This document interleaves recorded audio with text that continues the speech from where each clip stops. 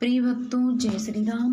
आज हम भक्त माल कल्याण से भक्त पुरुषोत्तम जी की सच्ची कथा कहानी सुनाने जा रहे हैं। गंगा जी के पवित्र तट पर एक गांव में पुरुषोत्तम नाम के एक ब्राह्मण रहते थे। माता पिता छोटी उम्र में मर गए थे। दादी ने उनको पाला था। बुढ़िया दादी का भगवान में सरल विश्वास था और वह रात दिन मुँह से राम राम रटती रहती थी। दादी के शुभ संग से पुरुषोत्तम को भी राम नाम रटने की बान पड़ गई। राम नाम में बड़ी अनोखी मिठास है, परंतु इस मिठास का अनुभव होता है रुचि होने पर ही। लेकिन ये रुचि भी होती नाम के सतत सेवन से ही। पुरुषोत्तम जी तो बचपन से ही राम नाम रटने लगे थे, अतः इनकी नाम में रुचि हो गई और रुचि होने पर इन्हें मिठास भी मिल गई। राम नाम का ये रस इतना मधुर है कि इसके एक बार भी चख लेने पर फिर इसके सामने सारे रस नीरस और फीके हो जाते हैं। श्री तुलसीदास जी ने गाया है, जो मोहि राम लागते मीठे, तो नवरस खटरस रस अनरस हो जाते सब सीठे। यदि मुझे राम मीठे लग गए होते तो नौ रस श्रृंगार हास करुण वीर रौद्र भयानक भीभत्स अद्भुत और शांति साहित्य के ये नौ रस हैं और 6 रस कटु तीक्ष्ण मधुर कसाय अम्ल और लवण भोजन के ये 6 रस नीरस और फीके पड़ जाते। पुरुषोत्तम इस रस का स्वाद चख चुके थे, इसलिए उन्हें अब जगत के किसी रस में रति नहीं रह गई। दादी ने 2 बार कहा, पर पुरुषोत्तम जी ने विवाह नहीं किया। समय पर दादी का देहांत हो गया। फिर तो पुरुषोत्तम सर्वथा स्वतंत्र होकर राम भजन में लग गए। घर में कुछ जमीन थी, उसी में खेती करते, स्वयं परिश्रम करते और जो अनाज पैदा होता उसी से जीवन निर्वाह करते। उस अनाज में से जो कुछ बचता उसी को बेचकर कपड़ा तेल मसाला बैल हल आदि का सामान ले आते। उनका नियम था ना मांग कर खाना, ना पर बिना परिश्रम का खाना, ना पड़े पड़े खाना और ना किसी से कभी कुछ लेना। कम से कम आवश्यकता और उसे अपने परिश्रम से ही पूरा करना। पुरुषोत्तम के दिन बड़े ही सुख से कटते थे। वे जब खेत में परिश्रम करते तब भी उनके मुंह से राम नाम और मन में राम का ध्यान रहता। उनका परिश्रम भी सारा दिन अपने इष्ट देव राम की पूजा के लिए ही होता था। मन में घर में भगवान श्री रामचंद्र जी का सुंदर प्राचीन विग्रह था। बड़े प्रेम चाव भाव और विधि से पुरुषोत्तम जी भगवान की पूजा करते, स्वयं रसोई बनाकर भगवान का भोग लगाते और उसी प्रसाद से अपने अंदर रहने वाले भगवान की तृप्ति करते। भगवान ने कहा है गीता में 15वें अध्याय का 14वां श्लोक, अहम वैश्वानरो भूत्वा प्राणिनाम देहमाश्रिता प्राणापान समायुक्ता पचाम्यत्रम चतुर्विधम।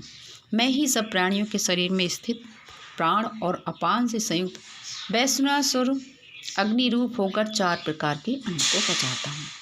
बाहर भी भगवान को भोग लगाना और भीतर भी भगवान को ही। भक्त जो कुछ करता है बाहर भीतर सब भगवान के लिए ही करता है। वह अपना अस्तित्व भी भगवान के आधार पर मानता है।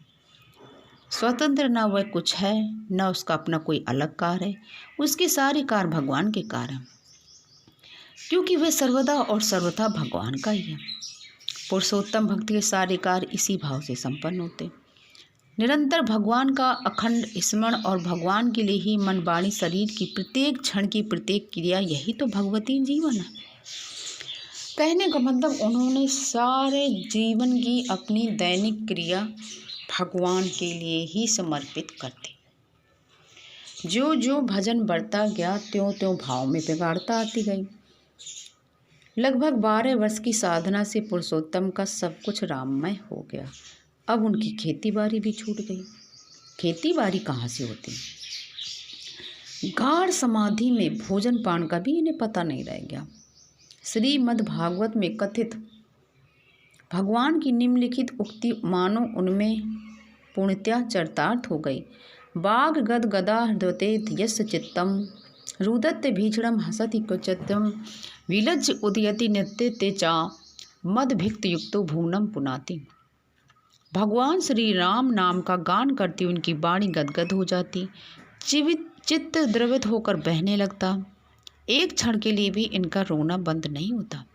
कभी वे खिलखिलाकर हंसने लगते, कभी लाज छोड़कर उच्च स्वर से गाने लगते और कभी उन्मत्त होकर नाचने लगते। भक्ति रस में सरोवर हुए भक्त पुरुषोत्तम जी की इस स्थिति में जो कोई भी उनके पास आता, उनकी इस दिव्य भावमय स्थिति के दर्शन करता, वही पवित्र हृदय होकर भावोन्मत्त हो जाता। श्री पुरुषोत्तम जी की राम धन दूर दूर तक पहुंच गई और जैसा कि भगवान के भक्तों को नाम उनको प्रकट कर देता है, इनकी प्रसिद्धि बहुत दूर तक हो गई। घर घर और गांव गांव में लोग राम नाम का मधुर कीर्तन करने लगे। पुरुषोत्तम जी के दर्शनार्थ दूर दूर से आने लगे, पर उनकी भाव समाधि प्रगाढ़ से प्रगाढ़तर होती गई। वे सदा सर्वदा बाह्य ज्ञान शून्य रहते। उन्हें कोई मतलब नहीं रहता कि उनके पास राजा आया है कि कोई गरीब आया है, कौन। वो हमेशा अपने राम नाम की धुन में लगे रहते और उपरोक्त भावों का विलक्षण प्रकाश उनमें निरंतर होता रहता। इस दशा में वे 5 वर्ष तक रहे। एक दिन इसी दशा में भगवान श्री राम के विग्रह के सामने नाचते नाचते ही उन्होंने 3 बार बड़े जोर से राम नाम का घोष किया और उसी क्षण उनका ब्रह्मारंध्र फट गया। शरीर भगवान के श्री विग्रह के चरणों पर जा गिरा। उस समय भी उनके मुखमंडल पर अपूर्व तेज छाया था और मानो उनके रोम रोम से राम ध्वनि हो रही थी। प्रिय भक्तों, जय श्री राम।